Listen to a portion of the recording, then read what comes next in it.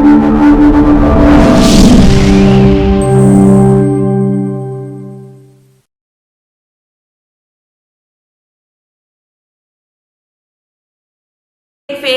पहले हमने पढ़ी इंटरफेज, फिर हमने इसकी एम फेज पढ़ी। एम फेज में हमने कहा 2 टाइप्स होती हैं, माइटोसिस और मियोसिस।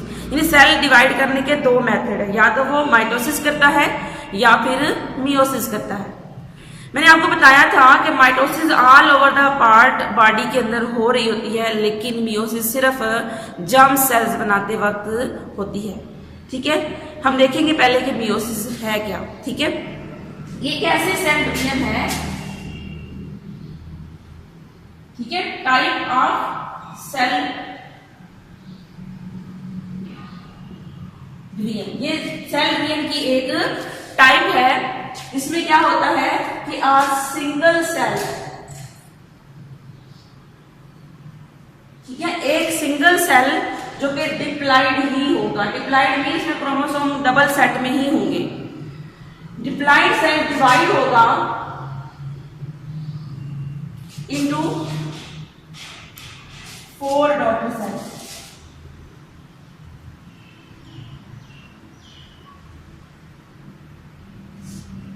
एक सेल है, पीछे हमने देखा था एक सेल है डिवाइड हुआ 2 डॉटर सेल में, लेकिन यहां पे एक सेल होगा वो भी डिप्लाइड होगा, और वो सिंगल सेल डिवाइड हो रहा है, उसको हम यहां लिख सकते हैं। वो कौन सा है? Parent cell. और जो पेरेंट सेल डिवाइड हुआ है इन 4 डॉटर सेल में, उसके अंदर होगी क्रोमोसोम की तादाद having half number of chromosome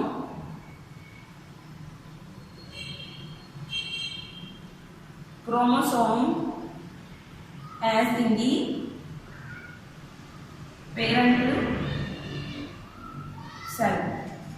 अब जरा समझने की कोशिश करिएगा। कैसे? हमारे पास एक सेल है, ठीक है, अब ये एक सेल डिवाइड हुआ और इससे बन के 4 सेल। फर्ज करें कि हम कहते हैं कि इसके अंदर 46 क्रोमोसोम था। ये कौन सा सेल था हमारे पास? Parent cell. अब जो पेरेंट सेल है इसके अंदर 46 क्रोमोसोम है, लेकिन हम डॉटर सेल बनेंगे तो सारे के सारे 23 के बनेंगे। इमेजिन कर लेंगे हमारे पास 10 क्रोमोसोम थे, तो जो डॉटर सेल बनेंगे वो सारे के सारे 5 क्रोमोसोम्स के होंगे। मतलब क्या है? मैंने बोला कि ये टाइप ऑफ सेल डिवीजन है, इसमें एक सेल डिवाइड होता है लेकिन 4 बनाता है। साथ साथ आपने माइटोसिस से कंपेयर करते चले जाना है। उसमें कितने बनाता था? 2। और अगर उसमें जितने सेल पेरेंट में है ना, जितने क्रोमोसोम्स पेरेंट सेल में है ना, उतने ही डॉटर सेल में भी होंगे। अगर 46 का सेल है तो क्रोमोसोम जो है उसके अंदर 46 है जो सेल में, तो जो डॉटर सेल बनेगा माइटोसिस में तो वो भी 46 का ही होगा। लेकिन मियोसिस में ऐसा नहीं है, उसमें क्या होगी? क्रोमोसोम की तादाद आधी हो जाएगी। और एक सेल से कितने सेल बनेंगे? 4 डॉटर सेल। ठीक है, अब डॉटर सेल में क्रोमोसोम की तादाद आधी है, तो किस तरीके से type of cell division in which a single parent cell meaning diploid cell divide into 4 daughter cell having half number of chromosome as in the parent cell।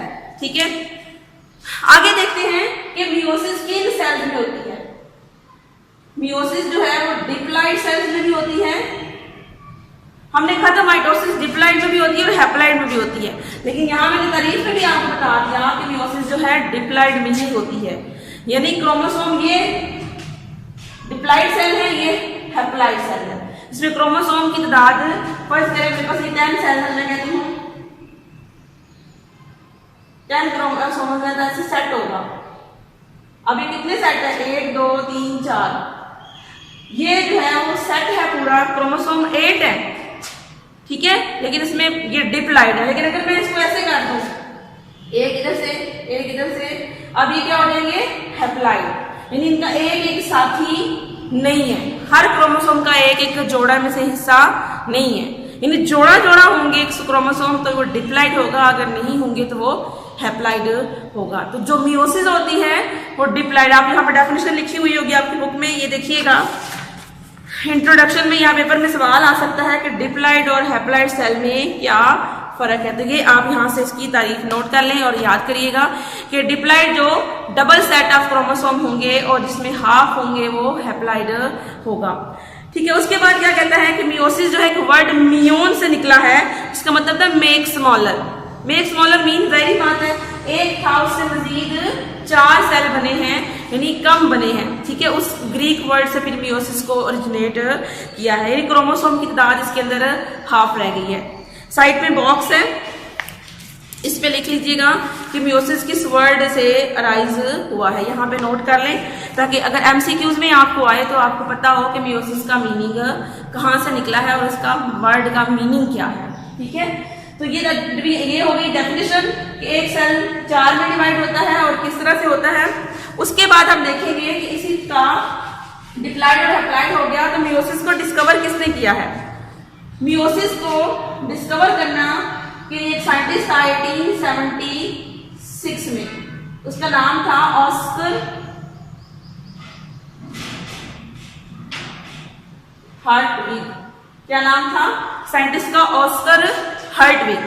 इसने मियोसिस के डिफरेंट स्टेप्स जो है वो डिस्कवर किए, बताया कि meiosis sales के अंदर किस तरह से होती है। कब डिस्कवर किया था? 1876 में। ठीक है, अब क्या कहता है? कहता है कि बिल्कुल जिस तरह माइटोसिस के अंदर था इस तरह से मियोसिस के अंदर भी फेजेस होंगी, लेकिन यहाँ पे मैं कहता हूं कि मियोसिस जो है वो 2 मेन मरहलों में होती है। वहां जस्ट माइटोसिस थी, यहाँ मियोसिस को हम इस तरह डिवाइड करेंगे कि मियोसिस जो है वो फर्दर डिवाइड हुई है 2 स्टेप्स में। उसमें एक होगा मियोसिस 1 और दूसरा है मियोसिस 2।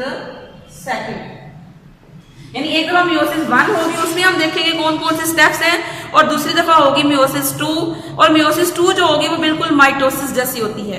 तो हम पहले ये देखेंगे मियोसिस 1 क्या है, लेकिन उससे पहले एक और बात आपको याद है, आपने माइटोसिस पढ़ी है, उसमें हमने माइटोसिस के स्टेप्स शुरू होने से पहले कहा था कि इसकी एक रेस्टिंग फेज होती है, यानी इंटरफेज। इसके अंदर भी वैसे ही इंटरफेज आएगी, यानी मियोसिस 1 अभी शुरू नहीं हुई, उससे पहले क्या फेज आएगी? कौन सी? इंटरफेज आएगी।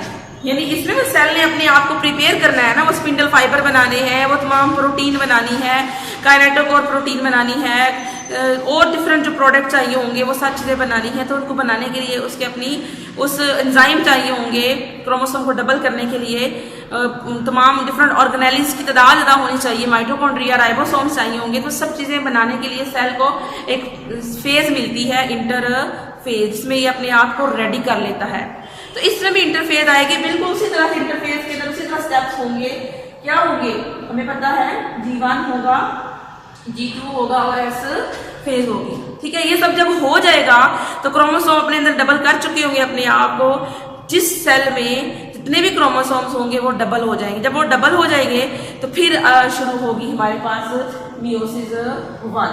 तो हमें पता है मियोसिस 1 शुरू करेंगे तो मियोसिस 1 भी उसी तरह से आगे डिफरेंट स्टेप्स रखती है। मियोसिस 1 में उसी तरह पहली फेज जिस तरह माइटोसिस में थी प्रोफेज होगी, लेकिन ये प्रोफेज 1 होगी। ठीक है, इसी तरह मेटाफेज 1, एनाफेज 1 और टीलोफेज 1। ठीक है, 1 इसलिए बोला है कि सारे मरहले मियोसिस 1 के हैं। जब 2 भी आएंगे तो हम मियोसिस 2 बोल देंगे। तो कह रहे हैं कि मियोसिस 1 भी पहला मरहला जो है वो प्रोफेज 1 है। प्रोफेज 1 को हम जरा देख लेते हैं डिटेल के साथ कि प्रोफेज 1 जो है वो क्या है। कहता है कि प्रोफेज 1 जो है वो लॉन्गेस्ट फेज है किसकी? मियोसिस की, और सबसे इंपॉर्टेंट भी है। कैसे है अगर हम देख लेते हैं।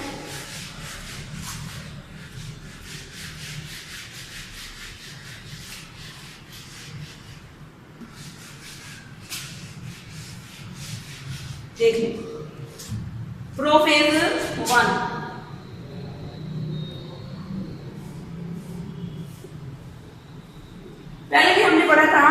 जो मियोसिस शुरू होती है या माइटोसिस शुरू होती है तो क्रोमोसोम जो है वो थ्रेड लाइक स्ट्रक्चर्स की शक्ल में होते हैं, यानी हमें नजर ही नहीं आते। हम अगर उसे माइक्रोस्कोप से, इलेक्ट्रॉन माइक्रोस्कोप से भी देखेंगे तो हमें थ्रेड नजर आएंगे, लेकिन जो ही ये डिवीजन शुरू होती है प्रोफेज में तो ये क्रोमोसोम कंडेंस होना शुरू हो जाते हैं, यानी करीब करीब आके रोल होते हैं। जब जितना कंडेंस होते चले जाएंगे तो ये हमें नजर आना शुरू हो जाएंगे। तो हम फर्ज कर लेते हैं हमारे पास है सेल, हमारे पास है सेल, हम ये इसको इमेजिन कर लेते हैं ये हमारे पास एक सेल है। अब इस सेल के अंदर हमें पता है कि क्या है, न्यूक्लियस। न्यूक्लियस के अंदर जो क्रोमोसोम है वो हमें नजर नहीं आ रहे। जब नजर नहीं आ रहे तो हम क्या कहते हैं इसको, हम इसको क्रोमैटिन कहते हैं, ठीक है। अब इसके बाद हमें ये पता है कि ये क्या है,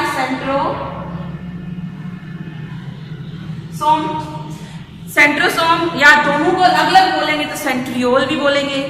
तो ये ओवरऑल दो हैं, ये न्यूक्लियस के बाहर सेंट्रोसोम, ये न्यूक्लियर मेम्ब्रेन है और इसके अंदर ही ये क्या होता है, न्यूक्लियोलस होता है न्यूक्लियस के अंदर। तो पहली फेज जो कैरियोकाइनेसिस होती है, न्यूक्लियस से डिवाइड करना है। हम देखेंगे कि प्रोफेज 1 में न्यूक्लियस कैसे डिवाइड करता है। प्रोफेज 1 होगा क्या, जो इंटरफेज होगी तो उसके बाद ये जो सेंट्रोसोम है ये डबल हो चुका है, डबल होके ये न्यूक्लियस के ऑपोजिट साइड पर जा चुका है, ठीक है। और साथ ही आपको पता है कि इसके अंदर से क्या निकलना शुरू हो जाएंगे, स्पिंडल फाइबर जो माइक्रोट्यूब्यूल के बने होते हैं। क्या निकल रहे हैं इसके अंदर, स्पिंडल फाइबर। आहिस्ता आहिस्ता ये स्पिंडल फाइबर थोड़े बड़े होना शुरू हो गए, थोड़े इलोंगेट होना शुरू हो गए। उसी तरह से जिस तरह माइटोसिस में प्रोफेज में स्पिंडल, माइटोटिक स्पिंडल बना था, इसमें भी माइटोटिक स्पिंडल प्रोफेज 1 में बन जाएगा, ठीक है। लेकिन जब क्रोमोसोम कंडेंस हुए तो कंडेंस होके हमें नजर आना शुरू हो जाएंगे, ठीक है। जब हमें नजर आना शुरू होंगे तो हम जब क्रोमोसोम को देखते हैं, फर्स्ट यदि हमने सेल लिया था, हम सेपरेट भी देख लेते हैं कि इस सेल के अंदर जो है हमारे पास फर्ज करें कि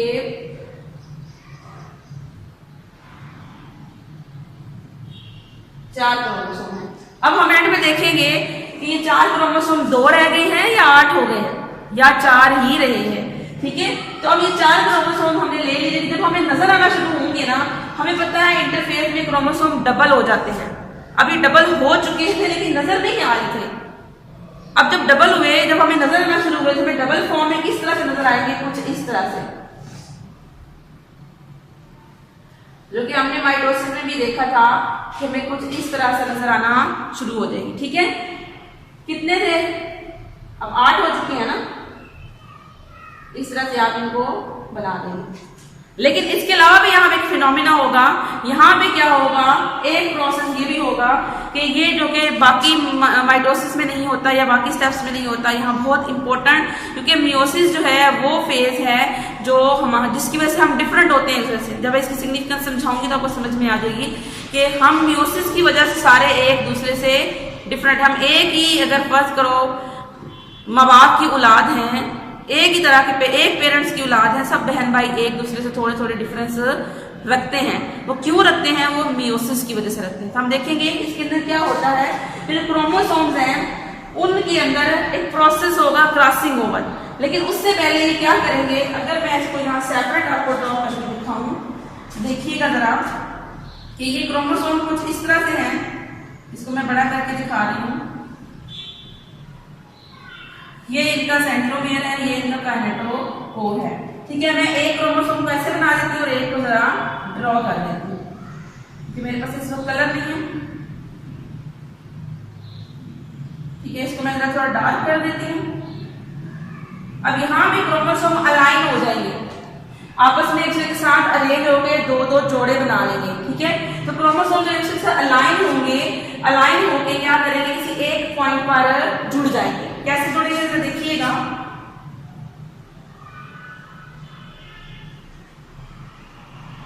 एक क्रोमोसोम ये था, दूसरे वाला ये वाला, ठीक है। ये अब ये कैसे जुड़ेगा इसके साथ,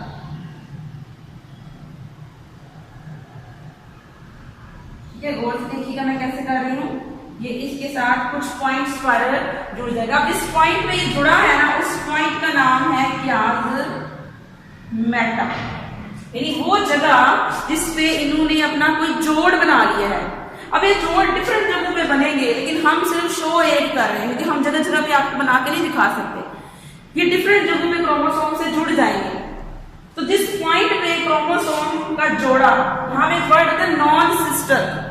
आपको याद है मैंने कहा था ये जो क्रोमोसोम एक था, क्योंकि पहले ये क्रोमोसोम ऐसे एक था, जब ये डबल हुआ तो दो बन गए और दो इस तरह से आपस में जुड़ गए। तो ये वाला क्रोमोसोम इसका सिस्टर क्रोमैटिड है और ये इसका सिस्टर क्रोमैटिड है। तो ये फिर आपस में सिस्टर हुए, लेकिन ये क्रोमोसोम इसके लिए क्या है, नॉन सिस्टर। यानी ये वाला इस वाले के लिए क्या है, नॉन सिस्टर। अब ये नॉन सिस्टर क्रोमैटिड है, इनके क्रोमोसोम आपस में, ये नहीं कि ये वाला क्रोमोसोम इसके साथ जुड़ जाएगा, ये वाला इसके साथ जुड़ जाएगा, ऐसा नहीं है। नॉन सिस्टर क्रोमैटिड क्या होंगे, ये देखिए ये क्रोमोसोम इसका, ये वाला नॉन सिस्टर है, इधर से कोई भी नॉन सिस्टर इस वाले के साथ आके किसी जगह पर पॉइंट अप हो जाएगा, जुड़ जाएगा। जब जुड़ेगा उस पॉइंट को, जिस जगह पर जुड़ा हुआ है, उसे हम कहेंगे क्या, मेटा। ठीक है। और इसके मिलने का जो प्रोसेस है, जो इसकी वजह से आपस में डिफरेंट जगहों पे पॉइंट बना रहे हैं, इस प्रोसेस का नाम है साइनेप्सिस। क्या नाम है, साइनेप्सिस। ठीक है, यानी इस प्रोसेस को हम साइनेप्सिस कहेंगे। जिस पॉइंट पे जुड़ा हुआ है उसको क्या कहेंगे, क्या, मेटा। इसकी वजह से क्या हुआ, ये 1 2 3 4 एक स्ट्रक्चर बन गई, जिसका नाम है टेट्रॉड। यानी 4 क्रोमोसोम एक जगह पे है, मौजूद है। इस पूरी स्ट्रक्चर का नाम है, शक्ल का नाम क्या है, टेट्रॉड। या इसको एक और नाम भी देंगे हम, क्या, बाइवेलेंट, क्योंकि एक क्रोमोसोम ये है और एक ये है, उस हिसाब से इसे बाइवेलेंट कह देंगे। और उसी तरह इसी स्ट्रक्चर का दूसरा नाम क्या है, टेट्रॉड। टेट्रॉड भी टेट्रा, टेट्रा से मीन 4 इसके अंदर क्रोमैटिड हैं, इस वजह से इसकी बेस पे हमने इसे क्या नाम दे दिया, टेट्रॉड। और इसी को ही बाइवेलेंट भी हमने कहना है। ठीक है, यहाँ तक समझ में आ गई कि ये है क्या, मेटा। इस पूरे स्ट्रक्चर को बाइवेलेंट या टेट्रॉड कहेंगे, और इनके आपस में डिफरेंट पॉइंट पे ज्वाइन करने के अमल को हम क्या कहेंगे, साइनेप्सिस। अब क्या होगा, जो इन्होंने ज्वाइन किया है ना, कुछ टाइम के बाद ये ज्वाइन खुल जाएंगे। अब खुलने के बाद क्या होगा, इन्होंने आपस में कुछ सेगमेंट एक्सचेंज करनी। मैं कहती हूँ अब ये खुल गए हैं, ठीक है, तो खुल गए हैं, तो अभी खुले हैं, तो हम क्या करेंगे, देखते हैं जरा।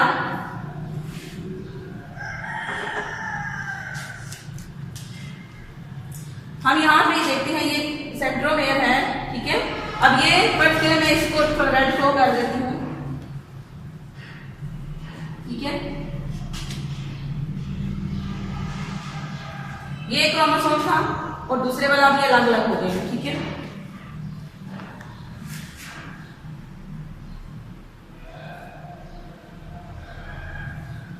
ये जब अलग अलग हो गए, ये वाला पहले था ना इसके साथ जुड़ा हुआ, ठीक है। जब अलग अलग हुए तो होगा कुछ इस तरह से कि जिस पॉइंट पे जुड़े हुए थे ना, उस पॉइंट पे क्या हुआ कि इन्होंने अपने अपने सेगमेंट्स को क्या कर लिया, एक्सचेंज कर लिया। कैसे, इसका जो सेगमेंट यहाँ जुड़ा हुआ था ना, वो यहाँ पे रह गया, ठीक है। इस पॉइंट पे जुड़ा हुआ था ना, इस सेगमेंट को इसने यहाँ पे छोड़ दिया, और इसके ऊपर यहाँ पे उसका सेगमेंट आ जाएगा, यहाँ पे क्या हो जाएगा,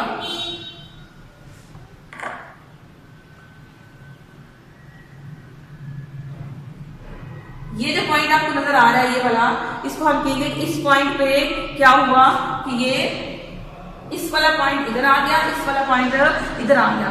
क्या हो गया, एक्सचेंज हो गया ना। तो यहाँ इन्होंने अपना डीएनए एक्सचेंज कर लिया, मटेरियल चेंज कर लिया, रिशफलिंग हो गई है। इस प्रोसेस का नाम है क्रॉसिंग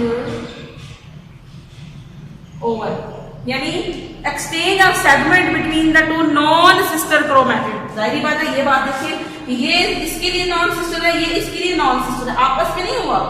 तो नॉन सिस्टर क्रोमैटिड का जो सेगमेंट का एक्सचेंज हुआ है, इस प्रोसेस का नाम है, इस प्रोसेस का नाम है क्रॉसिंग ओवर। क्या नाम है इसका, क्रॉसिंग ओवर। देखिए यहाँ पे ये वाला जो हिस्सा था ये इसका था और ये वाला हिस्सा उसका उधर रह गया। तो ये क्या हुई, क्रॉसिंग ओवर। ठीक है, ये सारी डेफिनेशन आपकी यहाँ पे मौजूद हैं पहले वाले फेज में। यहाँ जरा मुश्किल डायग्राम बनी है, जरूरी नहीं कि आप यही बनाएं, आप जिस तरह मैंने बनाई है आप इस तरह बनाकर भी शो कर सकते हैं। अब यहाँ पे मकसद क्या है क्रॉसिंग ओवर का, या डिफरेंट सेगमेंट डीएनए के चेंज हुए और यही वजह बनी है। कोई पूछे आपसे कि what is the importance of crossing over, तो आप कहेंगे कि इसकी वजह से वेरिएशन प्रोड्यूस होती है, हर सेल दूसरे सेल से मुख्तलिफ होता है और यही वजह है किसी जानदार की किसी जगह पे रहने की कि उसके अंदर थोड़ी ना थोड़ी बहुत चेंजेस होनी चाहिए। तो यहाँ पे एक सवाल बना लीजिएगा कि एक्सचेंज ऑफ सेगमेंट जो है वो क्या हुए। यहाँ पे पहले 2 लाइनों में ऊपर लिखिएगा कि इंपॉर्टेंस ऑफ जो है ना वो क्रॉसिंग ओवर क्या है, तो ये आप इसको नोट कर लें। उसके बाद क्या होगा, हम यहाँ पढ़ रहे थे कि प्रोफेज 1 पढ़ रहे हैं, अब क्रॉसिंग ओवर हो गई है इसके अंदर। अब देखिए हमें यहाँ पर दोबारा शो करके दिखाती हूँ कि हर क्रोमोसोम जो है किसी ना किसी पॉइंट पर दूसरे के साथ जुड़ा हुआ है। ठीक है, ये इसके साथ जुड़ा हुआ है और ये इसके साथ इस पॉइंट पर जुड़ा हुआ है, यानी किसी ना किसी पॉइंट पर ये जुड़े हुए नजर आए। जब हमें ये नजर आना शुरू होंगे, इसी तरह जब एक प्रोफेज ये एंड हो रही होगी तो साथ हमें पता है कि ये जो हमारे पास सेंट्रियोल था इसने स्पिंडल फाइबर बनाना शुरू किए थे। अब इसके जो फाइबर है वो लंबे होकर एक्सटेंड करके क्या बना रहे हैं, माइटोटिक ऑपरेटर। ये माइटोटिक ऑपरेटर साथ साथ बन रहा है। ठीक है, ये बन के मैंने बताया था आप किस तरह की शक्ल तैयार कर लेगा। ये मैं वायर बना के दिखा रही हूँ आपको कि कुछ इस तरह से बनेगा। ऐसे फाइबर्स निकल रहे हैं ऐसे ऐसे, ये थोड़े से कुछ फाइबर्स लंबे हो जाएंगे। हमने पिछले लेक्चर में पढ़ा था कि 2 तरह के फाइबर्स होते हैं, काइनेटोकोर और नॉन काइनेटोकोर। अब ये फाइबर बन गए ऐसे, इस तरह से आप बनाएंगे बिल्कुल ऐसे। ये क्या है हमारे पास, माइटोटिक स्पिंडल। ठीक है, ये माइटोटिक स्पिंडल बन चुका हुआ है। इसी दौरान आहिस्ता आहिस्ता अब इस फेज का प्रोफेज 1 का एंड होने वाला है, क्योंकि ये अपनी अपनी नजर आना शुरू हो गए हैं, ये एक जगह पर जुड़े हुए हैं प्लाज्मेटा बनाकर, और इस दौरान स्पिंडल फाइबर भी मुकम्मल हो चुका है। अब ये न्यूक्लियस टूटना, यहाँ पे हमारे पास न्यूक्लियोलस भी था, अब ये न्यूक्लियोलस और न्यूक्लियर मेम्ब्रेन टूटना शुरू हो जाएगी। जब ये टूटना शुरू होगी आहिस्ता आहिस्ता टूट कर इसी सेल के अंदर डिसॉल्व हो जाएगी। जब ये डिसॉल्व हो जाएगी तो ये यहाँ से गायब हो जाएगी। जब ये गायब हो जाएगी तो आप समझ सकते हैं कि क्रोमोसोम इधर उधर बिखर जाएगा। जब कुछ चीज, एक बाउल है उसके अंदर कुछ चीज रखी हुई है, वो टूटेगा तो सब चीजें बिखर जाएगी ना। इस तरह सेल के अंदर क्रोमोसोम बिखर जाएंगे और ये जो ये वाला है माइटोटिक स्पिंडल सेल के सेंटर की तरफ जाना शुरू हो जाएगा। जब ये सेल के सेंटर की तरफ जा रहा है, न्यूक्लियर मेम्ब्रेन गायब हो गई है, न्यूक्लियोलस डिसअपीयर होके सेल के अंदर ही डिसॉल्व हो गया है, और इस दौरान जो है वो ये प्रोफेज 1 एंड होना शुरू हो जाएगी। ठीक है, जब ये सब चीजें गायब हो जाएंगी, क्रोमोसोम बिखर स्कैटर कर देंगे, स्पिंडल फाइबर जो है माइटोटिक स्पिंडल सेंटर की तरफ आना शुरू हो जाएगा, तो यहाँ प्रोफेज 1 जो है वो कंप्लीट हो जाएगी। यही लॉन्गेस्ट फेज थी मियोसिस की। ठीक है, अगले लेक्चर में मैं आप लोगों को बताऊंगी कि इसकी अगली 3 फेजेस जो है वो कौन सी हैं। आप इसको पहले अच्छी तरह समझ लें, जब ये समझ में आ जाएगी तो अगली 3 फेजेस समझना बहुत ज्यादा आसान होंगी।